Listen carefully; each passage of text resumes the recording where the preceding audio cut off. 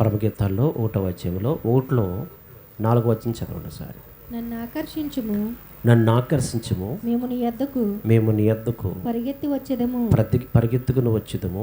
రాజు తన అంతఃపురములోనికి నన్ను చేర్చుకొనును. నిన్ను బట్టి మేము సంతోషించి ఉత్సహించెదము. ద్రాక్షరసము కన్నా నీ ప్రేమను ఎక్కువగా స్మరించెదము.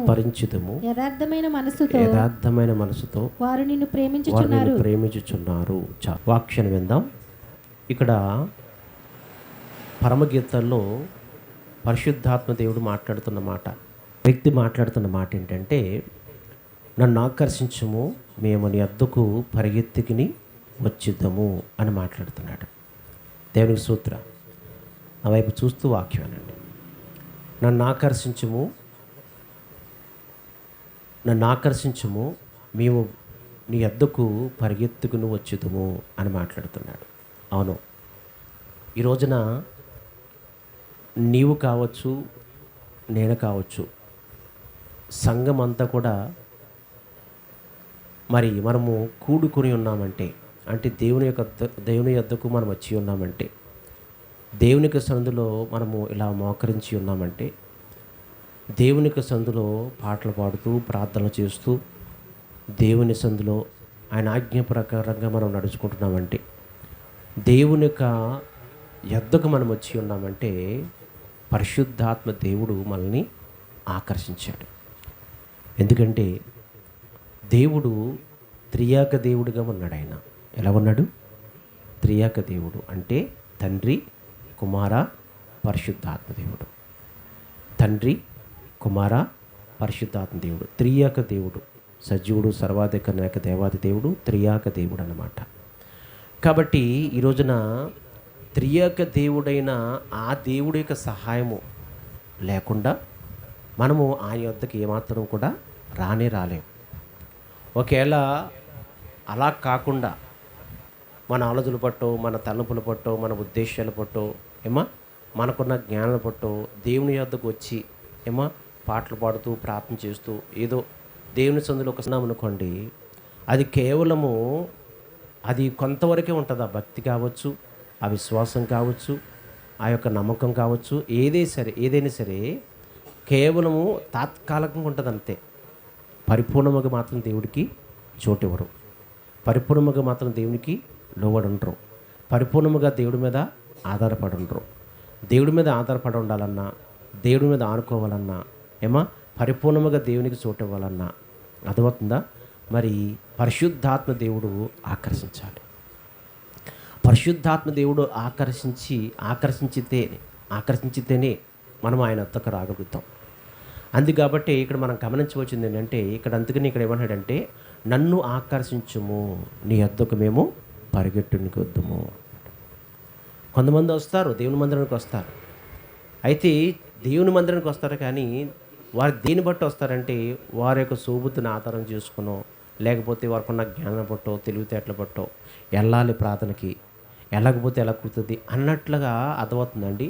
వారి యొక్క శోభితుని ఆధారం చేసుకుంటూ దేవుని సందుకు వస్తారు. కానీ వారు మాత్రము కొంతవరకే ఉంటారు, పరిపూర్ణంగా ఉండరు, ధనిష్యుద్ధుల లోబడి జీవించలేరు.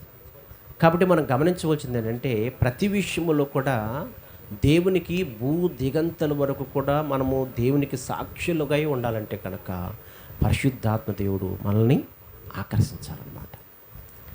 పరిశుద్ధాత్మ దేవుడు మనల్ని ఆకర్షించకపోతే మనం ఆయన వద్దకు రాలేము. ఈ రోజున నేను అంటాను, ఈ రోజున నీవు కావచ్చు, నేను కావచ్చు, ఆయన యొక్క సార్వత్రిక సంఘములోనికి దేవుని వద్దకు మనం వచ్చి ఉన్నామంటే కారణము పరిశుద్ధాత్మ దేవుడు ఆకర్షించడం వలన. రెండో విషయం ఏంటంటే, ఎప్పుడైతే పరిశుద్ధాత్మ దేవుడు ఆకర్షించి ఆయన యొద్దకు ఎప్పుడైతే మనము వచ్చే రీతిలో పరిశుద్ధాత్మ దేవుడు మనకు సహాయం చేస్తున్నాడో, ఆ సహాయం చేస్తున్న యొక్క ఆ దేవుని మొలన మనం ఏం పొందుకుంటామో తెలుసండి. ఇక్కడ ఏమంటాడంటే, నన్ను ఆకర్షించుము, నీ యొద్దకు పరిగెత్తుకుని వచ్చుదము, రాజు తన అంతఃపురములోనికి నన్ను చేర్చుకును అంటాడు. రాజు అనగా అర్థమవుతుందండి, దేవుడు తన అంతఃపురంలోనికి ఏంటి ఎవరు చేర్చుకోవాలట? అదో ఎవరు ఆకర్షించుకోవాలట? పరిశుద్ధాత్మ దేవుడు ఆకర్షించుకుంటే అప్పుడు ఎవరు చేర్చుకుంటాడంటే ఇప్పుడు రాజు చేర్చుకున్నట్టే దేవాతి దేవుడైన యెహోవా చేర్చుడు. అందుకనే ముందు చెప్పాను కదా, దేవుడు త్రియాక దేవుడు అంటే తండ్రి, కుమార, పరిశుద్ధాత్మ దేవుడు.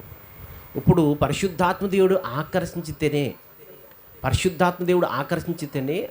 రాజు అంటే దేవుని యొద్దకు మనము వెళ్ళగలుగుతాం, ఆయన అంతఃపురములో చేరగలుగుతాం. ఎందుకంటే ఆత్మ లేనివాడు నావాడు కాడన్నాడు దేవుడు.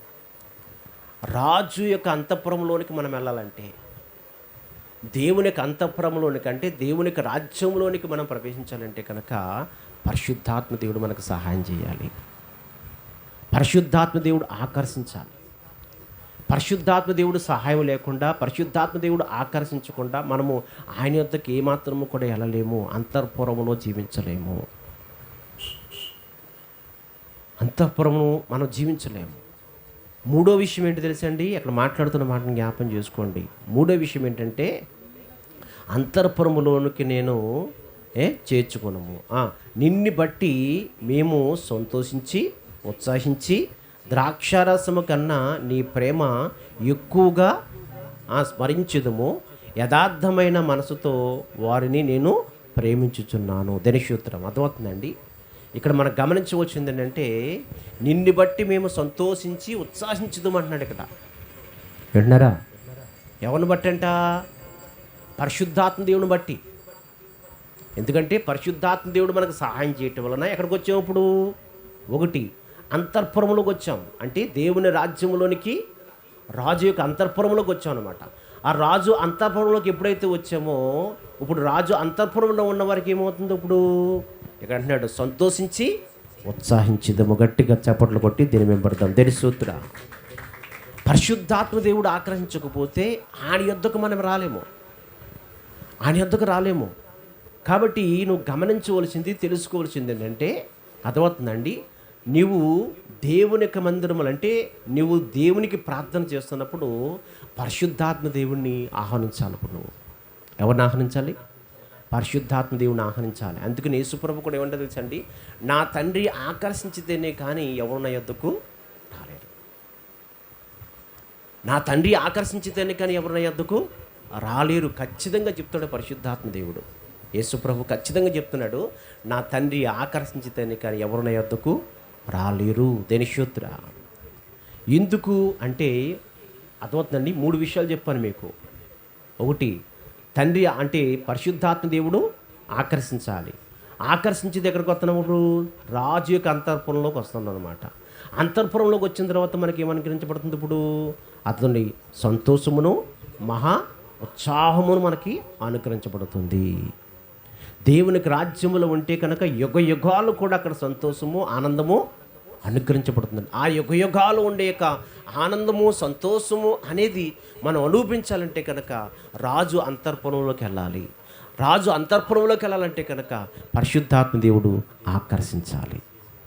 పరిశుద్ధాత్మ ఆకర్షించకపోతే కనుక మనం ఏమాత్రం కూడా ఆ యొక్క రాజు అంతఃపురంలోకి వెళ్ళము. ఆ అంతఃపురంలో యొక్క యుగ యుగాలు ఉండే ఆనందాన్ని, సంతోషాన్ని మనం ఏమాత్రం కూడా అనుభవించలేము. చెప్పండి, మనకి ఏం కావాలి ఇప్పుడు? లోక సంబంధమైన తాత్కాలికమైన ఆనందము, తాత్కాలికమైన సంతోషము, తాత్కాలికమైన ఆశీర్వాదం మనకు కావాలా? లేకపోతే మన కొరకు దేవుడు దాసించిన యుగ యుగాలు కూడా దాసించిన ఆ యొక్క నిత్య ఆనందాన్ని, నిత్య సంతోషాన్ని, నిత్య యొక్క ఉత్సవము నీకు కావాలా? ఏది కావాలి నీకు ఇప్పుడు? చెప్పాలి, ఏది కావాలి నీకు? ఈరోజు చాలామంది కూడా ఈ లోకములో ఉన్న తాత్కాలికమైన ఆనందం కొరకు, తాత్కాలికమైన ఆశీర్వాదం కొరకు, తాత్కాలికమైన ఆ యొక్క దీవుల కొరకే ఎదురు చూస్తూ అది పొందుకుంటూ ఇదే నాకు సరిపోద్ది అనుకుంటున్నారు చాలామంది కూడా. అది కరెక్ట్ కాదు. దేవుడు మన కొరకు దాసించిన యొక్క ఆశీర్వాదం కావచ్చు, సంతోషం కావచ్చు, యుగ యుగాలు కూడా అది మనకు అనుగ్రహించబడుతుంది. యుగ యుగాలు కూడా మన జీవితంలో యుగ యుగాలు కూడా అది ఒక రోజు ఉండి ఒక రోజు మాయమైపోయేది కాదు. దేవుడు మనకిచ్చే యొక్క ఆ యొక్క ఆశీర్వాదం ఒక రోజు ఉండి ఒక రోజు విడిచిపెట్టేసేది కాదు. దేవుడు మనకిచ్చే యొక్క ఆశీర్వాదాలు యుగ యుగాలు కూడా ఉంటుంది. ఒక క్షణములో ఉండి ఒక క్షణములో పోయేది కాదు, అది మురిపించేది కాదు. ఈ లోకంలో ఉన్న సాతానుడు కలిగించేది ఏంటంటే మురిపించేది. ఈ లోకంలో ఉన్న సాతానుడు మనకు చూపిస్తున్నది ఏంటంటే మురిపించేది అన్నమాట. ఆ మురిపించే వాటి కొరకు చాలామంది కూడా వాటిని ఆశించి వాటికి లోపడిపోయి అదవుతుందండి.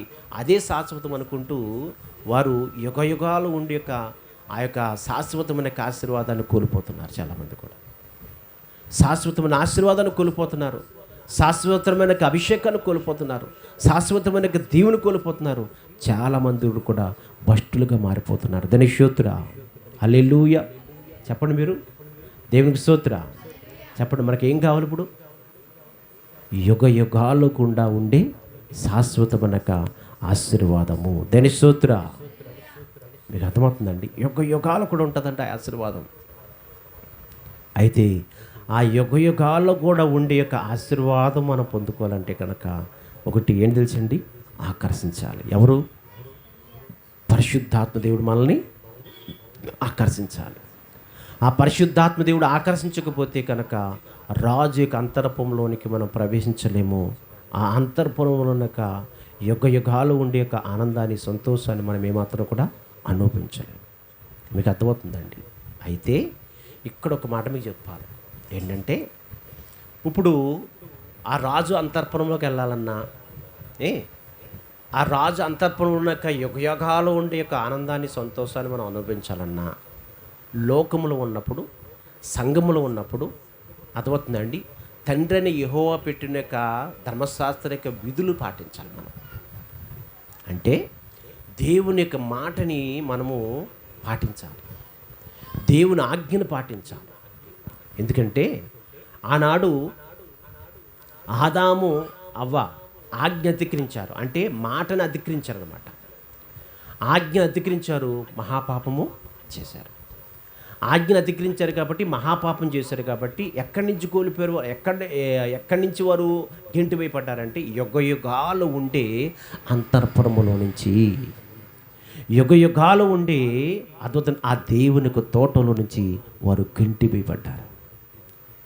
యుగ యుగాలు ఉండే ఆ యొక్క అంతర్పురములో నుంచి, దేవుని యొక్క రాజ్యములో నుంచి, దేవుని యొక్క తోటలో నుంచి, ఆ ఏ దేవుని యొక్క తోటలో నుంచి వారు గెంటు వేయబడ్డారు.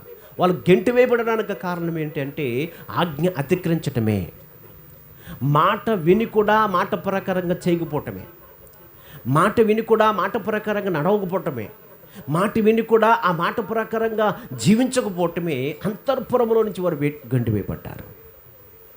ఆ ఏ దేము తోటలో నుంచి వారు గెంటు వేయబడ్డారు. ఏ దేము తోటలో నుంచి వారు గెంటు వేయబడిన తర్వాత ఆ ఆదాముకి అవకొచ్చినది ఇక నష్టం ఏంటంటే దేవుని ఆశీర్వాదం కోల్పోయారు. యుగ యుగాలు ఉండే ఆనందాన్ని, యుగ యుగాలు ఉండే ఆ సంతోషాన్ని కోల్పోయారు వాళ్ళు. ఏమన్నాడు దేవుడు? నువ్వు ఆజ్ఞ అతిక్రించి మహాపాపం చేసి ఉన్నావు కనుక, నా మాట విని కూడా ఆ మాట ప్రకారం నువ్వు అది నెరవేర్చలేదు కాబట్టి అర్థమవుతుందండి, ఈ భూమి నువ్వు సాగు చేసుకుంటావు, నువ్వు కష్టపడతావు, నువ్వు శ్రమ పడతావు, నీ కష్టపడి నీ కడుపు నింపుకోవాలని చెప్పేసి అన్నాడు. ధనుషోత్ర అది శాపం కదా. అది యుగ యుగాలు ఉండే ఆనందకరమైన రాజ్యములోనూ ఆ దేశంలో నుంచి అతను గెంటు వేయబడి అర్థమవుతుందండి, ఈ భూమిని సాగు చేసుకుంటావు, నువ్వు కష్టపడితేనే కానీ కడుపు నిండదని చెప్పేసి అన్న మాట శాపం కదా మానవుడికి, శాపం కదా అది. ఆ భయంకరముగా శాపము మానవుడికి వచ్చింది. దానికి కారణం ఏంటంటే దేవుని ఆజ్ఞ అతిక్రించి పాపం చేశాడు కాబట్టి. ఇప్పుడు దేవుని ఆజ్ఞను మనం నెరవేర్చాలి. ఇప్పుడు యుగ యుగాల్లో ఉండే ఆ అంతర్పురములోనికి, ఆ పరలోక రాజ్యములోనికి త్వరగా రాబోతున్నాడు ప్రభువైన యేసుక్రీస్తు మనందరినీ తీసుకెళ్ళటానికి. పరలోక రాజ్యంలోనికి తండ్రి అయిన యెహోవా మన కొరకు ఏర్పరిచిన అంతర్పురంలోనికి, ఆ పరలోక రాజ్యంలోనికి తీసుకెళ్తానికి త్వరగా రాబోతున్నాడు ప్రభువైన యేసుక్రీస్తు. కాబట్టి మనము ఆ పరలోక రాజ్యంలోనికి, అంతర్పురంలోనికి, ఆ యుగ యుగాలు ఉండే అంతర్పురంలోనికి మనం ప్రవేశించాలంటే కనుక, ఆ రాజ్యంలోకి వెళ్ళాలంటే కనుక సంఘములో ఉన్న నీవు ఆ ఆజ్ఞను పాటించాలి. ఆయన ఆజ్ఞను పాటించాలి. పరిశుద్ధాత్మ దేవుడు ఎందుకు ఆకర్షించాలి, పరిశుద్ధాత్మ దేవుడు మనకి ఎందుకు సహాయం చేయాలి, పరిశుద్ధాత్మ దేవుడు మనకి ఎందుకు అవసరం అనే విషయాలు, కొన్ని విషయాలు చెప్తున్నాను. పరిశుద్ధాత్మ దేవుడు మాట్లాడుతున్న మాట జ్ఞాపం చేసుకోండి. ఎందుకు అవసరం మనకి, ఎందుకు అవసరం అంటే ఆయన ఆజ్ఞలు మనము పాటించాలి. ఆయన ఆజ్ఞలు మనం పాటించలేమండి. పరిశుద్ధాత్మ దేవుడు సహాయం లేకపోతే, పరిశుద్ధాత్మ దేవుడు మనల్ని ఆకర్షించకపోతే ఆయన ఆజ్ఞలు మనం పాటించలేమండి అని మీరు అనొచ్చు, అర్థమవుతుందండి, అనొచ్చు. కానీ ఆలోచించండి, 100% పరిశుద్ధాత్మ దేవుడి సహాయం లేకుండా ఆలోచించండి, ఆయన ఆజ్ఞలు ఏమాత్రం కూడా మనము పాటించలేము. పరిశుద్ధాత్మ దేవుడు పరిశుద్ధాత్మ దేవుడు మనకు సహాయం చేయకపోతే, పరిశుద్ధాత్మ దేవుడు మనకి ఆదరణకర్తగా ఉండకపోతే కనుక ఏ రూపంలో కూడా ఆయన ఆజ్ఞలు ఒక్క మాట కూడా మనం పాటించలేము, ఒక్క ఆజ్ఞ కూడా మనం పాటించలేము. ఎందుకంటే ఖచ్చితంగా చెప్పాడు యేసు ప్రభు శిష్యులతోటి. ఏమని చెప్పాడు తెలుసా అండి? సత్య స్వరూపమైన ఆత్మ మీ మీదకి వచ్చినప్పుడు అది సర్వసత్యంలోనికి మిమ్మల్ని అది నడిపించగలుగుతుంది. అంటే సత్య స్వరూపమైన ఆత్మ మన మీదకి వచ్చినప్పుడంట ఆజ్ఞలు ఉన్నాక సర్వ ఆజ్ఞలను కూడా మనం పాటించడానికి ఆ పరిశుద్ధాత్మ దేవుడు మనకు సహాయము చేస్తుందంట. పరిశుద్ధాత్మ దేవుడు సహాయం చేస్తాడు. ఎందుకంటే అది పరిశుద్ధాత్మ దేవుడు కాబట్టి ఆ పరిశుద్ధాత్మ దేవుడు మన మీదకి ఎప్పుడు వస్తాడో అది సర్వసత్యములోని కూడా, అంటే దేవుడిచ్చే సర్వ ఆజ్ఞలన్నీ కూడా పాటించడానికి ఆ పరిశుద్ధాత్మ దేవుడు సహాయం మనకి అనుగ్రహిస్తాడన్నమాట. దాని స్తోత్ర హల్లెలూయా. ఎందుకంటే ఐగుప్తు దేశము నుంచి ఇశ్రాయేలు ప్రజలందరూ కూడా నడిపించుకొచ్చాడు. ఆ పాపం అనే బానిసత్వం నుంచి వారిని విడిపించుకొచ్చి కానాను దేశానికి తీసుకెళ్తున్నాడు. ఆ కానాను దేశానికి తీసుకెళ్తున్నప్పుడు మరి ఆయన అంతఃపురంలోనికి ప్రవేశించాలి. వీళ్ళు ఎవరు? ఇశ్రాయేలు ప్రజలందరూ కూడా దేవుడు ఏర్పరిచిన అంతఃపురంలోకి, రాజు ఏర్పరచుకున్నాక అంతఃపురంలోనికి వెళ్ళాలంటే పరలోక రాజ్యంలోనికి ప్రవేశించాలి. పరలోక రాజ్యానికి ప్రవేశించాలంటే కనుక ఎవరు ఆలోచన పట్టి వాళ్ళు నడిచేసి, ఎవరికున్న జ్ఞానం పట్టి వాళ్ళకి నడిచేసి, ఎవరికున్నాక బలాన్ని బట్టి, ఎవరికున్న జ్ఞానం పట్టి, తెలివితేటలు బట్టి అర్థమవుతుందండి, వెళ్ళిపోతే కానాను దేశానికి వెళ్ళలేరు వాళ్ళు. తండ్రిని యెహోవా అంతఃపురంలోనికి ప్రవేశించలేరు.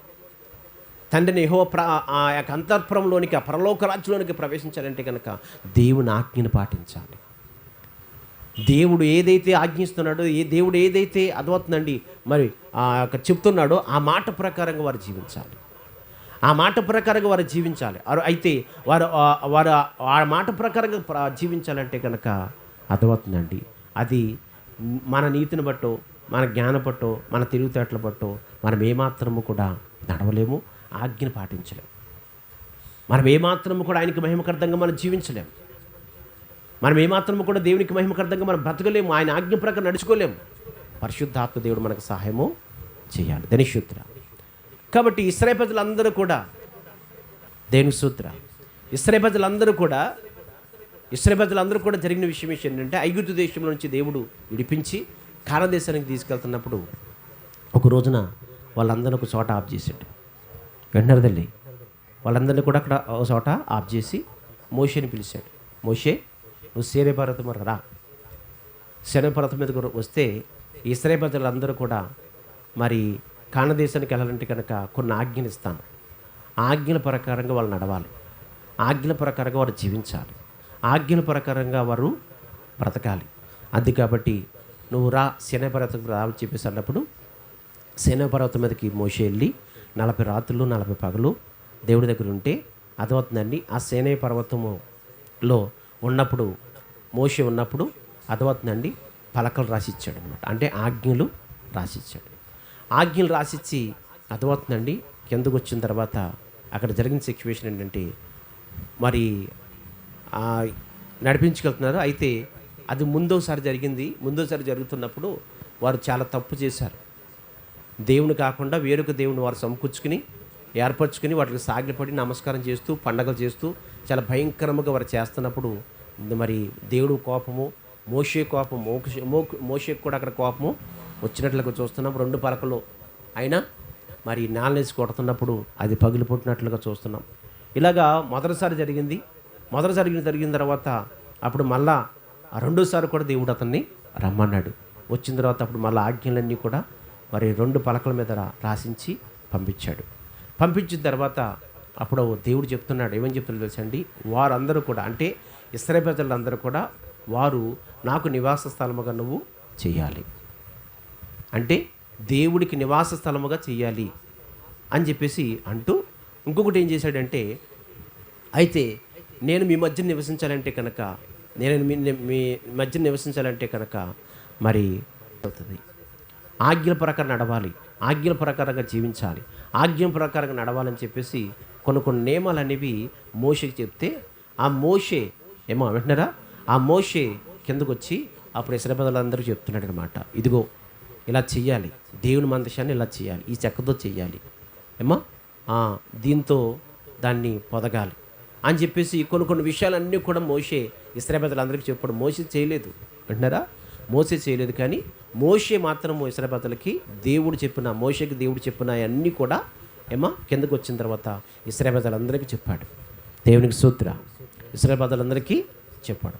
ఇశ్రాయేలు ప్రజలందరికీ చెప్తున్నప్పుడు మోషే చెప్పింది చెప్పినట్లుగా వారు చేశారంట. మోషే చెప్పింది చెప్పినట్లుగా వారు చేశారంట.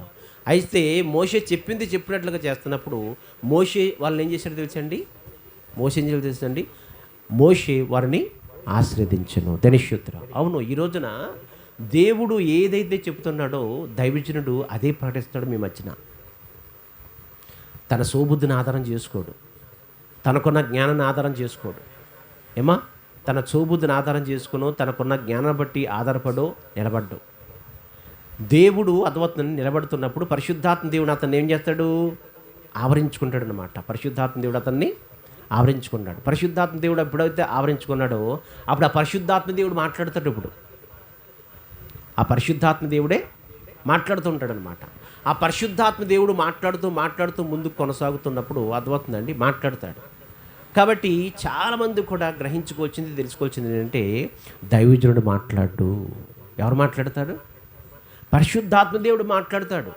ఆ పరిశుద్ధాత్మ దేవుడు మాట్లాడుతున్నప్పుడు ఆ మాట ప్రకారంగా, అంటే దైవజనుడు ద్వారాగా పరిశుద్ధాత్మ దేవుడు మాట్లాడుతున్నప్పుడు ఆ ఏదైతే చెప్పాడో చెప్పినట్లుగా ఆ ఇశ్రాయేలు ప్రజలు చేస్తే, ఆ చేసిన ఇశ్రాయేలు ప్రజలందరి మీద కూడా ఆలోచించిన మోషే అతను యెహోవా ఆశీర్వాదం వారికి అనుకరించబడింది. అంటే యెహోవా ఆశీర్వాదం వారికి ఎలాగ అనుకరించబడింది? ఇప్పుడు మోషే చెప్పినట్లుగా వాళ్ళు చేశారు కాబట్టి అప్పుడు మోషే వాళ్ళని ఏం చేశాడు? ఇప్పుడు ఆశీర్వదించాడు అన్నమాట. వారు దీవించాడు, వారిని ఆశీర్వదించాడు. అయితే ఇంకొకటి ఏంటంటే, ఇప్పుడు మోషే చెప్పినట్లుగా వారు చేయడానికి కారణం ఏంటి తెలుసండి? ఇశ్రాయేలు ప్రజల యొక్క గొప్పతనం కాదు అది. మీకు అర్థమవుతుందా? ఇశ్రాయేలు ప్రజల యొక్క గొప్పతనం కాదు. వాళ్ళు మోషే చెప్పినట్లుగా వారు చేశారంటే దాని అంతరిక కారణం ఏంటో ఒక్కసారి మీరు జ్ఞాపం చేసుకుంటాను. చూడండి ఒకసారి నిర్మాకాండం 31 వచ్చాయి. నిర్మాకాండం 31 వచ్చాయి. 31 అధ్యాయంలో 5 కాండం చదవండి సారి. సమస్త విధములైన పనులను చేయుటకును, పనులు చేయుటకును, జ్ఞాన విద్య వివేకములను సమస్తమైన పనులు నేర్పునట్లు వానికి కలిగినట్లును వానిని దేవుని ఆత్మ పూర్ణిగా చేసి ఉన్నాడు. చాలు, దినశుద్ధుడా ఉన్నాను. ఇక్కడ గమనించండి ఏంటంటే, అంటే ఇప్పుడు దేవుని పని వింటున్నారా? నా వైపు చూడండి. ఇప్పుడు దేవుని యొక్క పని అంటే మోషే చెప్పినట్లుగా వారు చేశారంటే వారు గొప్పతనం కాదు. వారిలోకి ఎవరు వచ్చారంటే ఇప్పుడు పరిశుద్ధాత్మ దేవుడు వచ్చాడంట. గట్టిగా చప్పట్లు కొట్టి దేవుని పడతాం. ధనిశుద్ధ. పరిశుద్ధాత్మ దేవుడు వచ్చాడంట.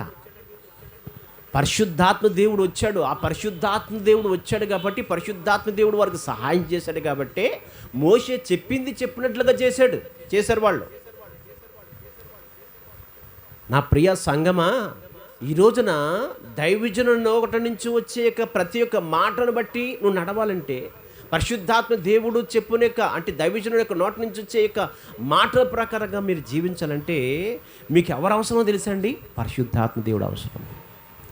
పరిశుద్ధాత్మ దేవుడు అవసరం లేకుండా, పరిశుద్ధాత్మ దేవుడు సహాయం చేయకుండా, పరిశుద్ధాత్మ దేవుడు అద్భుతండి మీకు తోడుగుండా ఆయన ఆజ్ఞలు పాటించలేరు. ఆయన మాట ప్రకారంగా జీవించలేరు. ఆయన మాట ప్రకారంగా ఏ మాత్రం కూడా నడవలేరు. మీరు నువ్వే కాదు, నేను కూడా నడవలేను. మీకు అర్థమవుతుందా? గమనించండి, పరిశుద్ధాత్మ దేవుడు మనతోనే మాట్లాడుతున్నాడు. ఈ రోజున మోషే చెప్పింది చెప్పినట్లుగా వారు చేసినప్పుడు యెహోవా అసలు మోషే వారిని ఆశీర్వదించడానికి కారణం ఏంటంటే పరిశుద్ధాత్మ దేవుడు ఇశ్రాయేలు ప్రజలందరికీ సహాయం చేశాడు. ఇశ్రాయేలు ప్రజలకి దేవుడు పరిశుద్ధాత్మ దేవుడు సహాయం చేశాడనమాట. ఆ పరిశుద్ధాత్మ దేవుడు సహాయం చేశాడు కాబట్టి వారు మోషే చెప్పింది చెప్పినట్లుగా చేస్తున్నారు వాళ్ళు. గమనిస్తున్నారండి? ఈరోజు చూడండి, సంఘం ఎలా ఉంది ఇప్పుడు? దైవజనుడు చెప్పింది చెప్పినట్లుగా చేస్తున్నారా? దైవజనుడు చెప్పింది చెప్పినట్లుగా చేస్తున్నారా? లేకపోతే దైవజనుడు చెప్పిన దాంట్లో అభివృద్ధిలు పెట్టుకుని కోపాలు పెట్టుకుంటున్నారా? ఆదిపు సంఘములో పేతురు గారు పరిశుద్ధాత్మ ప్రేరేపణ బట్టి సంఘంలో ప్రకటించాడు. ఏమని ప్రకటించాడు? మన సంఘములో ఎక్కువ తక్కువ అనేక భావాలు వస్తున్నాయి. ఎందుకంటే ఒకరికి ఎక్కువ వస్తుంది, ఒకరికి తక్కువ వస్తుంది. కనుక ఎక్కువ తక్కువ అనేక భావాలు వస్తున్నాయి కాబట్టి దేవుని దృష్టికి అందరూ సమానమే. ఒకళ్ళు ఎక్కువ కాదు, ఒకళ్ళు తక్కువ కాదు. కాబట్టి అందరూ సమానమే. కాబట్టి అందరూ కూడా సమానతత్వం అనే మనస్తత్వం కావాలి. కాబట్టి అందరికి కూడా సమానతత్వం అనే ఆ మనస్సు రావాలంటే కనుక మీ స్థిరాస్తులు అమ్మేసి ఆ వేళ పట్టుకొచ్చి ఇక్కడికి పట్టరమని చెప్పేసి అన్నాడు. పరిశుద్ధాత్మ ప్రేరేపణ చెప్పాడు పేతురు గారు సంఘములో, ఆదిపిక సంఘములో. ఎంతమందికి చెప్పాడు? 5,000 మందికి చెప్పాడు. 5,000 సంఘము పేతురు గారికి. 5,000 మందికి చెప్తున్నప్పుడు 5,000 మంది యొక్క మందిలో 5,000 మంది కూడా పేతురు గారు చెప్పిన మాట ప్రకారంగా, అంటే పేతురు గారు చెప్పిన మాట ప్రకారంగా అద్వతండి చేశారంటే దానికి కారణం ఏంటి? వాళ్ళు ఎవరు కూడా తెలుసండి, ఇది పరిశుద్ధాత్మ మాటే, దేవుని స్వరం. ఇది పరిశుద్ధాత్మ దేవుడే మనతో మాట్లాడుతున్నాడు అనే యొక్క భావము, అనే యొక్క ఆలోచన వాళ్ళకు వచ్చింది. ఎందుకు వాళ్ళకు వచ్చింది అంటే వాళ్ళకు కూడా పరిశుద్ధాత్మ దేవుడు సహాయము చేశాడు. ఎందుకంటే దైవజనుడు తన వచ్చన బట్టి కాదు మాట్లాడేది. దేని బట్టి మాట్లాడుతున్నాడు? పరిశుద్ధాత్మ ప్రేరేపణ బట్టి. పౌలు గారు అంటారండి, మనిషి ఒక వచ్చమును బట్టి కాదు కానీ పరిశుద్ధాత్మ దేవుని బట్టే, పరిశుద్ధాత్మ దేవుని బట్టే వారు మాట్లాడతారని చెప్పేసి పౌలు గారు చెప్తారు. కాబట్టి ఇక్కడ పేతురు గారు పరిశుద్ధాత్మ ప్రేరణ బట్టి అక్కడ ప్రకటించినప్పుడు ఆ ప్రకటించిన యొక్క ప్రకటన అదవుతండి. ఆ 5,000 మందిలో ఒక కుటుంబం తప్ప అందరూ నెరవేర్చేశారట. వారు అందరూ నెరవేర్చడానికి కారణం ఏంటంటే వారందరికీ కూడా ఎవరు చేశారు తెలుసండి? ఎవరు సహాయం చేశారండి? పరిశుద్ధాత్మ దేవుడు సహాయం చేశాడు. ఎందుకంటే విన్న వైపు చూడండి, ఎందుకంటే పరిశుద్ధాత్మ అభిషేకాన్ని పొందుకున్నాడు. పరిశుద్ధాత్మ ప్రేరేపణ బట్టి ప్రకటించినప్పుడు అర్థమవుతుందండి, ఆ సంఘంలో ఉన్న ప్రతి ఒక్కరు కూడా పరిశుద్ధాత్మ శక్తిని పొందుకున్నారు కాబట్టి, పరిశుద్ధాత్మ అభిషేకాన్ని పొందుకున్నారు కాబట్టి వాళ్ళు కూడా పరిశుద్ధాత్మ యొక్క ఆ మాటలు వారు అంగీకరించారు. ఎందుకంటే ఆత్మ సంగతులు ఆత్మకు తెలుసును, మనుషులు ఆత్మ సంబంధమైన సంగతులు ఆత్మకే తెలుసును, శరీర సంబంధ సంగతులు మనుష్య ఆత్మకి తెలుసును. అంటే ఆలోచించండి, ఆత్మకిని అక్షరానికి చాలా తేడా ఉందన్నమాట. కాబట్టి అక్కడ మనం గమనించవలసిందంటే ఒక కుటుంబం తప్పించి మొత్తం అక్కడ ఉన్న వాళ్ళందరూ కూడా ఆ పరిశుద్ధాత్మ ప్రేరేపణ బట్టి చెప్పిన ఆ మాట ప్రకారంగా వారు చిరాస్తులు అమ్మి అపోస్తుల యొక్క పాదలుగా పెట్టినట్లుగా మనం చూస్తున్నాం. దేనిశూత్తుగా పెట్టినట్లుగా చూస్తున్నాం. అయితే ఒక కుటుంబం మాత్రము అమ్మిన వెలలో ఇంటికి వెళ్ళి ఇంటికాడ వాళ్ళిద్దరూ ఆలోచించుకుని ఎంత మనం పట్టుకెళ్ళిపోతే కనుక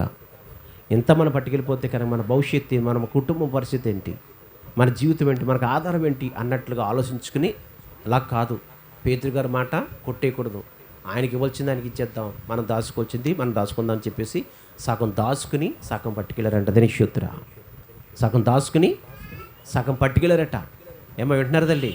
సగం పట్టుకెళ్ళారంట. ఆ సగం పట్టుకెళ్తున్నప్పుడు అక్కడ పేతురు గారు వాళ్ళతో మాట్లాడుతున్న మాట ఏంటో ఒకసారి చదువుకుందాం. ఆలోచించండి. అపోస్తలుల గ్రంథము 5వ అధ్యాయము 1 నుంచి చదువుకుందాం ఒకసారి. అననీయ అని ఒక మనుషుడు తన భార్య అయిన పేరుతో ఏకమై పొలమమ్మెను. భార్య వెరుకునేవాడు దాని వెలలో కొంత తన వెలలో కొంత అంటే ఇద్దరు కలిసి భార్యతో పాటు భర్తతో పాటు భార్య కలిపి దాచుకుని కొంత తెచ్చి అపోస్తుల పాదముల యొద్ద పెట్టెను. అపోస్తుల యొక్క పాదముల యొద్ద పెట్టెను. అప్పుడు పేతురు అననీయ నీ భూమి వెలలో కొంత దాచుకుని పరిశుద్ధాత్మను మోసపుచ్చుటకు సాతాను ఎందుకు నీ హృదయమును ప్రేరేపించెను. చాలు ధనిషత్వం చూడండి. ఇప్పుడు అక్కడున్న 5,000 మందిలో ఒక్కడ కుటుంబం తప్ప అక్కడ ఉన్న వాళ్ళందరూ ఏం చేశారు?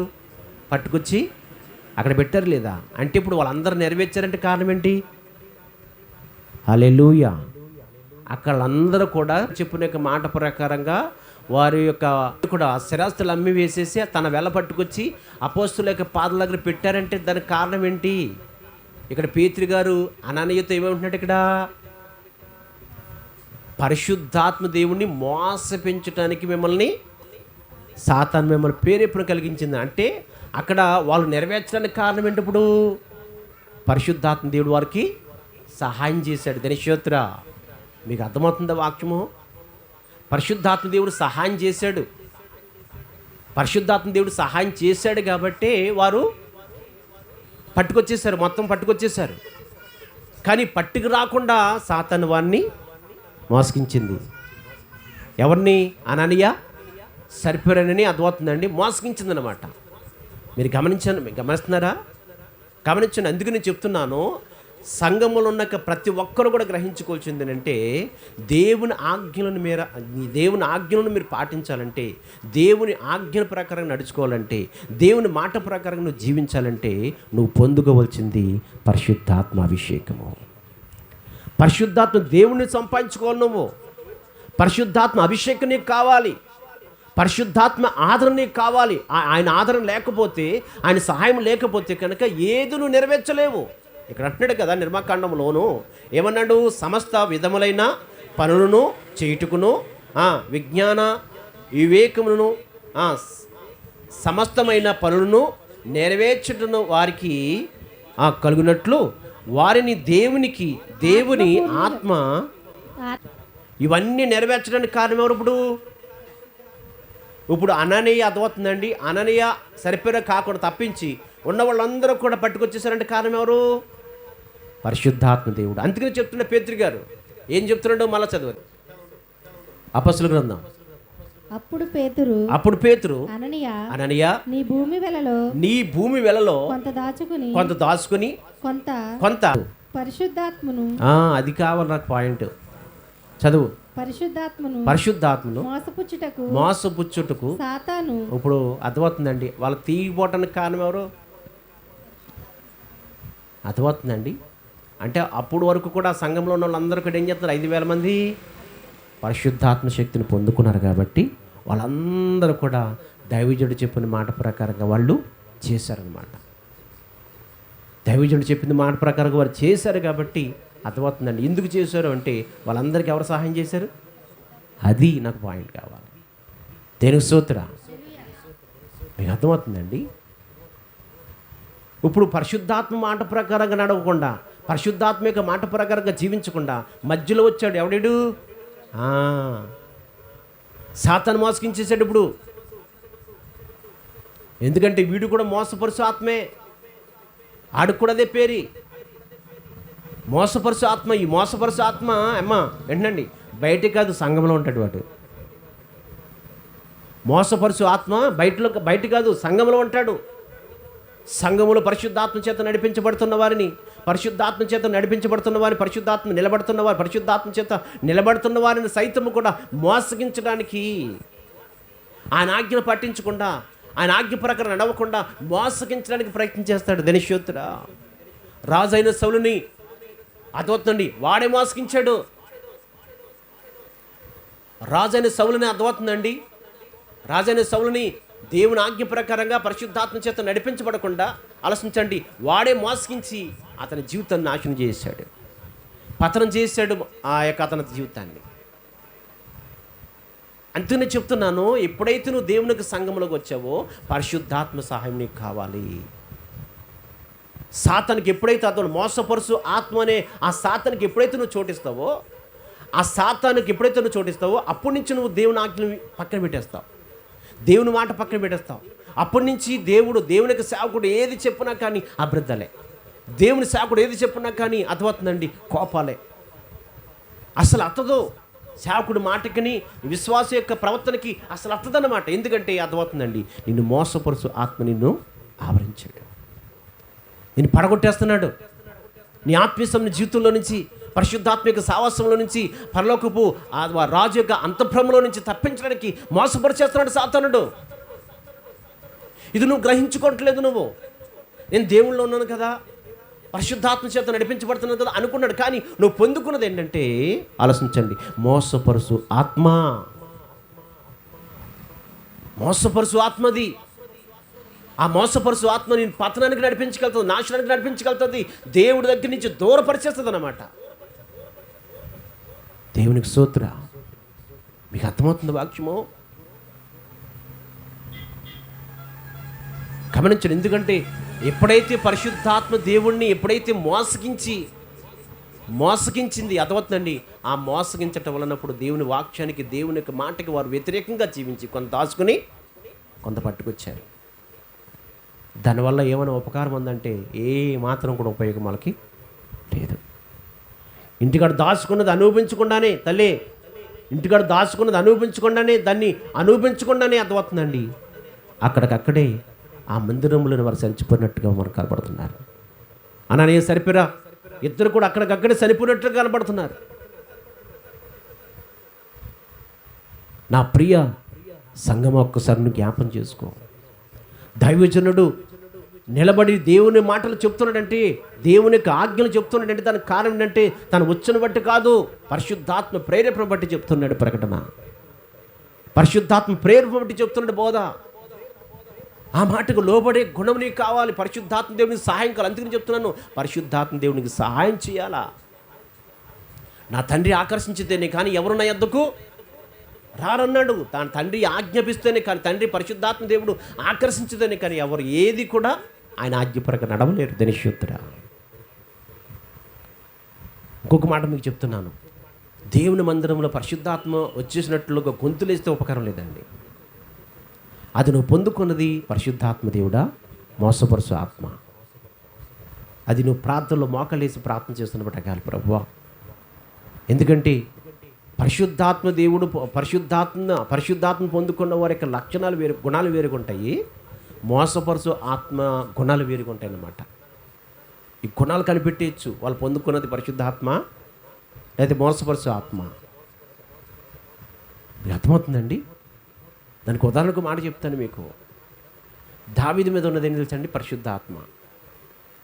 పరిశుద్ధాత్మ పొందుకున్న ఆ దావీదు ఏం చేస్తాను తెలుసండి? శత్రువును కూడా సైతం కూడా క్షమించి, శత్రువుని సైతం కూడా క్షమించి అతన్ని ప్రేమిస్తున్నాడు. అది దావీదు పొందుకున్నది అన్నమాట. అయితే సౌలు పొందుకున్నదేంటి? మోసపరుసు ఆత్మ. ఈ మోసపరుసు యొక్క ఆత్మ పొందుకున్న యొక్క ఈ సౌలులో ఉన్న యొక్క గుణాలు ఏంటి తెలుసండి? ఆలోచించండి. దావీదు మీద కోపపడి ఎసపు చూపు చూశాడట. లక్షణాలు వేరుగా ఉంటాయి. పరిశుద్ధాత్మ పొందుకున్న యొక్క లక్షణాలను, మోసపరుసు ఆత్మ పొందుకున్న లక్షణాలు వేరుగా ఉంటాయి అన్నమాట. ఆ గుణాలు మీకు తెలిసిపోతాయి. అప్పుడు నీకు తెలుసు. ఎందుకంటే అర్థమవుతుందండి, బయట వరకు తెలకపోవచ్చేమో కానీ నీ మనస్సాకి తెలుసు కదా, నువ్వు ఎలా ప్రవర్తిస్తున్నావో, ఎలా మాట్లాడుతున్నావో, ఎలా నడుచుకుంటున్నావో అన్నీ నీకు తెలుసు కదా.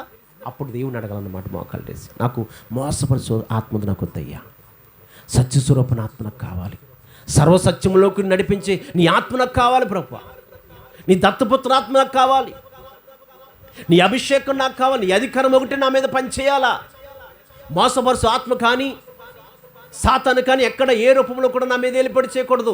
నా దేహము మీద కావచ్చు, నా ప్రాణం మీద కావచ్చు, సర్వ హక్కులు కూడా నీకొక్కడికే అధికారం ప్రభువా. నేను నీకు సరెండర్ అయిపోతున్నాను. అందుకని పరమగీతంలో ఏమన్నా తెలుసండి? దేవా నన్ను ఆకర్షించు, నేను పరిగెత్తుకుని నీ యొద్దకు వచ్చేది అన్నాడు. పరిశుద్ధాత్మ దేవుడు ఆకర్షించితేనే ఆయన యొద్దకు వెళ్తాము, ఆయన మాట ప్రకారంగా జీవిస్తాము. అప్పుడు ఆయన రాజు అంతఃపురంలో ప్రవేశిస్తాము. అర్థమవుతుందండి. ఆ అంతర్పురం ఉన్న యొక్క ఆ సంతోషాన్ని, ఆ ఉత్సాహాన్ని, ఆనందాన్ని మనము అనుభవించే అవకాశం ఉంది. గట్టిగా చప్పట్లు కొట్టి దేని మేము పెడతాం. దేని స్తోత్ర. మీకు అర్థమవుతుంది వాక్యము. చెడు మార్గంలో జీవించరు, ఇంకా చెడు ప్రవర్తనలు రారు, చెడు ఆలోచనలు రావు, చెడు తలంపులు రావు, తిరుగుబడుతను రాదు, ప్రతి విషయంలో కూడా లోబడిపోతారు. ఆనాడు ఇశ్రాయేలీయులకి మోషే ఏదైతే చెప్పాడో చెప్పినట్లుగా వారు చేశారు. అలాగే అద్భుతం దైవజనుడు నిలబడుతున్నప్పుడు ఏ మాట అయితే ప్రకటిస్తున్నాడో బలిపీఠం మీద నిలబడి ఆ మాటల ప్రకారంగా జీవిస్తున్నానికి ప్రయత్నం చేస్తారు. అంతేకాకుండా ఆ మాట ప్రకారంగా ఆ మాటలు చెప్తున్నప్పుడు ఆ మాట ప్రకారంగా నడవటానికి పశ్చాత్తాపడతారు. అయ్యా ఇలా ప్రవర్తించలేకపోతున్నారు, అయ్యా ఈ వాక్యానుసారంగా జీవించలేకపోతున్నారు, ఇలా నడవలేకపోతున్నాను ప్రభు, నాకు సహాయం చేయ ప్రభు అని చెప్పేసి పశ్చాత్తాపం వస్తుంది హృదయంలో. మోసపరుచు ఆత్మ పొందుకున్న వారు ఎలా ఉంటుందో తెలుసండి, వ్యతిరేకంగా నడుపుతారనమాట. అబద్ధాలు పెట్టుకుంటారు, చాలా భయంకరంగా వారు జీవిస్తారనమాట. మీకు అర్థమవుతుందండి. మోసపరుచు ఆత్మకిని సత్యస్వరూపున ఆత్మకి యొక్క లక్షణాలు వేరేగా ఉంటాయన్నమాట. దినశూత్ర మీకు అర్థమవుతుంది కదా వాక్యము. అర్థం చేసుకోండి ప్రియ సోదరులుగా. ప్రతి విషయంలో కూడా పరిశుద్ధాత్మ దేవుడు మాట్లాడుతున్న ఈ మాటను జ్ఞాపం చేసుకోండి.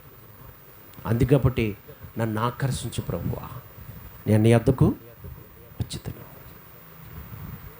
ఆనాడు ఇశ్రాయేలీయులు మోషే చెప్పినట్లుగా వాళ్ళు చేశారంటే అర్థమవుతుందండి. ఆదిపక సంఘములో పేతురు గారు చెప్పినట్లుగా ఆ యొక్క 5,000 మందిలో ఒక కుటుంబం తప్ప అందరు చేశారంటే కారణము పరిశుద్ధాత్మ దేవుడు వారికి సహాయం చేశారు. ఎందుకంటే పరిశుద్ధాత్మ దేవుడికి వారు చోటిచ్చారు. పరిశుద్ధాత్మ దేవుడు గారు చోటిచ్చారు కాబట్టి నన్ను ఆకర్షించు ప్రభా, నన్ను ఆకర్షించు, నన్ను అభిషేకించు, నీ సహాయం నాకు కావాలి ప్రభుని ఎప్పుడైతే వాళ్ళు ఆహరించారు పరిశుద్ధాత్మ దేవుణ్ణి, నీలో నేను ఉండాలనుకుంటున్నాను అయ్యా పరిశుద్ధాత్మ దేవుడా, నీతో నేను జీవించాలనుకుంటున్నానని చెప్పేసి ఆకర్షించు ప్రభుని అడిగారు. కాబట్టి దినశూద్ర సంఘం దేంతో నింపబడాలి తెలుసండి? పరిశుద్ధాత్మతో నింపబడాలి. నేను చెప్తున్నాను, సేవలు చేసి సంఘము పరిశుద్ధాత్మ చేత నింపబడితే కనుక ప్రతి దానికి కూడా, ప్రతి విషయంలో కూడా ఒక మంట కలిగి ఉంటారు. దినశూద్ర ఒక మంట, అగ్ని మంట రగిలింపబడుతుంది అన్నమాట. చిన్న తప్పు చేయడానికైనా సరే, చిన్న పాపం చేయడానికైనా సరే, నోటి మాట దొరక కానీ, చూపు దొరక కానీ, చిన్న పొరపాటు చేయడానికి సరే మంట కలుగుతారు. దినశూద్ర భయపడతారు అన్నమాట, భయపడతారు. ఎందుకంటే మనం పొందుకున్నది పిరికాత్మ కాదు, దత్తపుత్రాత్మ. దినశూద్ర దత్తపుత్రాత్మ. సంగమా, నీవు పొందుకోవలసింది తెలుసండి, ఈ లోక ఆశీర్వాదాలు కాదండి. లోక ఆశీర్వాదాలు కాదు, ఈ లోక ఆశీర్వాదాల కన్నా ముందు నువ్వు పొందుకోవాల్సిందని తెలుసండి, పరిశుద్ధాత్మ అభిషేకం పొందుకోవాలి. పరిశుద్ధాత్మ దేవుణ్ణి నువ్వు పొందుకోవాలి. ఆ పరిశుద్ధాత్మ దేవుణ్ణి పొందుకోవాలంటే నువ్వు ఆహ్వానించాలి. నన్ను ఆకర్షించు నా దేవా, నన్ను ఆకర్షించు, నేను పరిగెట్టుకుని నీ యొద్దకు వచ్చుదును. ఎప్పుడైతే పరిశుద్ధాత్మ దేవుడు నువ్వు ఆహ్వానిస్తావో, ఆ పరిశుద్ధాత్మ దేవుడు నీకు ఎప్పుడైతే వస్తాడో ఆ క్షణం మొదలుకొని రాజు అంతర్పురంలోనికి నువ్వు ప్రవేశించే అవకాశం ఉంది. అంతర్పురంలోనికి ప్రవేశించిన తర్వాత అర్థమవుతుందండి, అంతర్పురంలో ఉన్న ఆ ఆనందాన్ని, ఆ ఉత్సాహాన్ని నువ్వు అనుభవించే అవకాశం ఉంది. గట్టిగా చప్పట్లు కొట్టి మేము ఉండదాం. దేని సూత్ర అది ఆలోచించండి. శాశ్వతమనేది ఆ ఉత్సాహం ఎల్లవేళలో కూడా ఉండేది, యుగాలు కూడా ఉండేది. దేని సూత్ర చెప్పండి. ఆ శక్తి సత్యస్వరూపుడు ఆత్మ పొందుకోవాలి, ఆయనలో ఉండాలని, ఆయన మాట ప్రకారంగా జీవించాలని, ఆయన చిత్తాల ప్రకారం నడుచుకోవాలని ఎంతమందికి ఉంది? చేతులెత్తండి సారి. దేవునికి స్తోత్ర. హల్లెలూయా.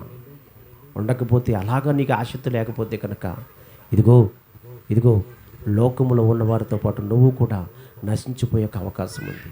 ఒక అననీయ సరిపివ్వలే, మీకు అర్థమవుతుందండి, ఒక అననీయ సరిపివ్వలే రాజైన సౌలు వలే పతనమైపోయే అవకాశం ఉంది.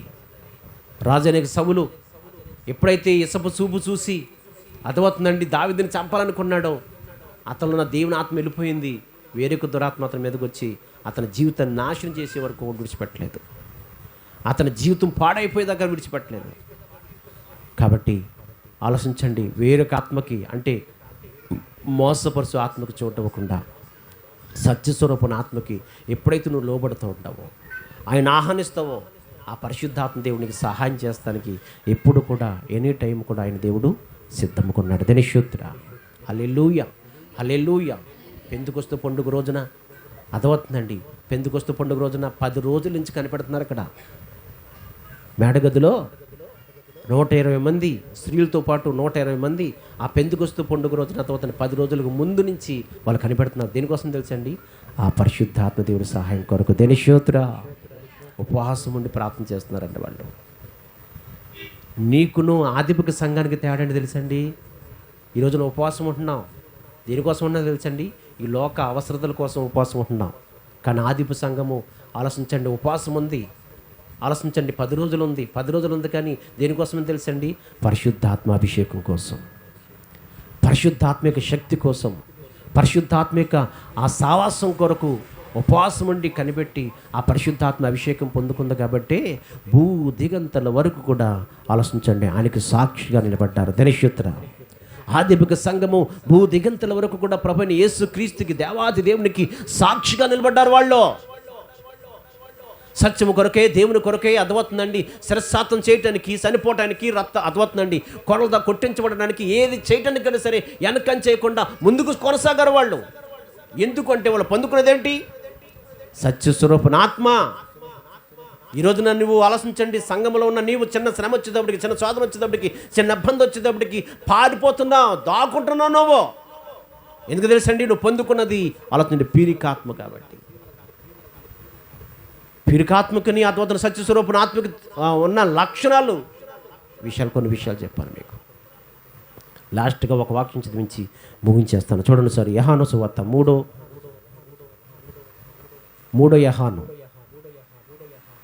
యోహానులో 1, 2, 3 వచనాలు చదువుకుందాం. 3 యోహాను పత్రిక 1:1, 2, 3 వచనాలు. ప్రియుడా, నీ ఆత్మ వర్ధిల్లుచున్న ప్రకారము నీవు అన్ని విషయములోను వర్ధిల్లుచు సౌఖ్యముగా ఉండవలనని ప్రార్థన చేస్తున్నాను. గట్టిగా చప్పట్లు కొట్టి దీని వెంబడతాను. దినశూత్ర ఏమంటున్నాడు ఇక్కడ? ప్రియుడా.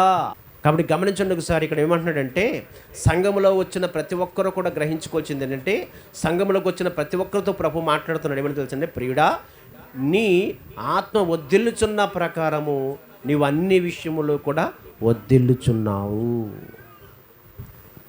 వర్ధిల్లుచున్నావంట అర్థమవుతుందండి. వర్ధిల్లగా ఉండాలంటే కనుక, ఒక ఉన్నతమైన స్థితిలో ఉండాలంటే కనుక మీకు అర్థమవుతుందండి. నువ్వేం పొందుకోవాలి ఇప్పుడు సంఘంలోకి వచ్చిన తర్వాత?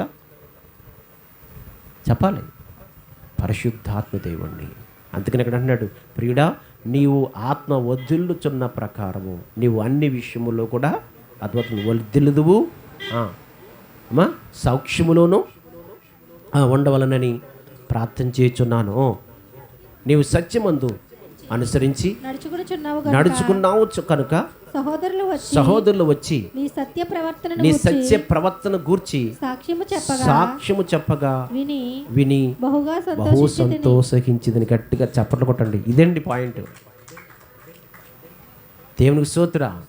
ఎప్పుడైతే ఆత్మలో వర్ధిల్లుతావో, వింటున్నారు తల్లి, ఆత్మలో వర్ధిల్లుతావో, ఆత్మతో వర్ధిల్లుతున్నప్పుడు వర్ధిల్లుతూ కొలిది నువ్వు నీ క్రియలో మార్పు వస్తుంది, నీ ప్రవర్తనలో మార్పు వస్తుంది, అర్థమవుతుందండి. నీ యొక్క నడిచే నడవడికలో మార్పు వస్తుంది, నీ మాటలో మార్పు వస్తుంది, సమస్తంలో కూడా మార్పు వచ్చేస్తుంది. ఎంత మార్పు వస్తుంది అంటే ఆలోచించండి, ఒక్కరు చూసి నిన్ను చూసి ఒకరు సాక్ష్యం చెప్తారు అనమాట. దేవుడు దావీదుని చూసి సాక్ష్యం ఏం చెప్తున్నాడు? దేవుడు దావీదుని చూసి ఏం సాక్ష్యం చెప్తున్నాడు? ఇతడు నాకు ఇష్టానుసరమైన మనుషుడు, ఇతడు నా ఉద్దేశములన్నీ కూడా నెరవేర్చిన వాడు అని ఇప్పుడు దావీదు కోసం దేవుడు సాక్ష్యం చెప్తున్నట్లుగా, అలాగే ఈ రోజున నీ కోసము అర్థమవుతుందండి. నీ ప్రవర్తన బట్టి, నడవడికను బట్టి, నీవు జీవించే జీవితాన్ని బట్టి, మాట్లాడే మాటను బట్టి అర్థమవుతుంది నీ కొరకు సాక్ష్యం చెప్తారన్నమాట. అర్థమవుతుందండి. నీవు సత్యమును అనుసరించి నడుచుకునిచున్నావు కనుక సహోదరులు వచ్చి నీ సత్యమును గూర్చిన సాక్ష్యము చెప్పగా విని సంతోషించితిని, బహుగా సంతోషించితిని. మీకు అర్థమవుతుందండి. దేవుడు సంతోషించింది, దేవుడు ఆనందించేది అని తెలుసండి, నువ్వు ఇచ్చే దక్షిణ భాగాల ద్వారా కాదు, నువ్వు ఇచ్చే కానుకలు బట్టి కాదు, నువ్వు ఇచ్చే దక్షిణ భాగాలు బట్టో కానుకలు బట్టో దేవుడు సంతోషించడు, ఆనందించడు. దేని బట్టి తెలుసండి? నీ సత్య ప్రవర్తన బట్టి, నువ్వు ప్రవర్తించే ప్రవర్తన బట్టి, నువ్వు నడిచే నడవడికను బట్టి, నువ్వు జీవించే ఆ జీవితాన్ని బట్టి దేవుడు సంతోషిస్తాడనమాట. ఉన్నాయా దేవుడు సంతోషించే క్రియలు కానీ, ప్రవర్తన కానీ, మాట కానీ నీలో ఉన్నాయా? నువ్వేం పట్టుకొత్త ఉపకారం ఏంటి? సగం పట్టుకొచ్చాడు, సగం దాచుకున్నాడు. పట్టుకొత్త ఉపకారం ఏంటి? పట్టుకొచ్చి పెట్టారు అక్కడ, ఏమో ఉపకారం ఏంటి చెప్పండి ఒకసారి. ప్రయోజనకరం అయిందా? గమనించు నువ్వు. మరి దేవుడు ఏం చెప్తుండే ఇక్కడ? వారికి ఉన్నదంతా పట్టుకొచ్చి అపొస్తలుల పాదాల దగ్గర పెడితే వాళ్ళకి ఏ కొదువ లేదన్నాడు ఇక్కడ. ఏంటంటే ఎందుకంటే ఆలోచించండి, ఒకడు రొట్టెల వల్ల మాత్రమే కాదు కానీ ఆ తర్వాత దేవుని నోటి నుంచి వచ్చే ప్రతి ఒక్క మాట వల్ల వాడు జీవిస్తాడు. దేవుని మాట మీద నువ్వు ఆధారపడి, దేవుని యొక్క మాట మీద ఆనుకు నువ్వు జీవిస్తే చాలు, ఆశ్చర్యముగా నువ్వు పోషించబడిపోతావు. లోకములో నువ్వు ఆశ్చర్యమే, అంత నువ్వు ఊహించలేని రీతిలో నువ్వు పోషించబడిపోతావు. ఎలా పోషించబడతావు తెలియదు నీకు నీ కుటుంబం ఎలాగ పోషించబడతావు తెలియదు. నువ్వు ఊహించలేని రీతిలో అర్థమవుతుందండి, ఆశ్చర్యముగా నువ్వు పోషించబడిపోతావు. నీ కుటుంబం పోషించబడిపోతుంది. ఇది లేదు అన్న మాట రాదు, ఇది కావాలన్న మాట రాదు. అర్థమవుతుందండి, సమస్తమును కూడా దేవుడు సమస్తము నీకు సమకూర్చేస్తాడన్నమాట. మీకు అర్థమవుతుందండి. కాబట్టి గ్రహించుకోండి. ఎందుకంటే ఆ ప్రియుడా ఆత్మలో ఒద్దిల్ల కొలది, ఆత్మలో ఒద్దిల్ల కొలది అంటే పరిశుద్ధాత్మ చేత ఇంకనూ నింపబడాలి. ఉన్న ఆత్మ పోగొట్టుకోవడం కాదు. సౌలు ఉన్న ఆత్మ పోగొట్టేసుకున్నాడు, అవునే కదా? సౌలు ఉన్న ఆత్మ పోగొట్టేసుకున్నాడు, భ్రష్టుడైపోయాడు. ఉన్న ఆత్మ పోగొట్టుకోవడం కాదు, అర్థమవుతుందండి. నువ్వు ఆత్మలో ఒద్దిల్లు కొలది దేవుడు నిన్ను ఒక సంతోషంగా, ఆనందముగా, ఒక ఉద్యమక సంతోషంతో దేవుడు నేను నింపుతాడనమాట. కాబట్టి గ్రహించుకుని ఈ విన్న వాక్యాన్ని బట్టి ఆయనకి మహిమకరమైన జీవితాన్ని జీవిద్దాం. దేవుడు మిమ్మల్ని మీ కుటుంబాన్ని దీవించి ఆశీర్వాదాలతో నింపబడును కాక, ఆయన కృప ప్రతి ఒక్కరికి అనుగ్రహించబడును కాక.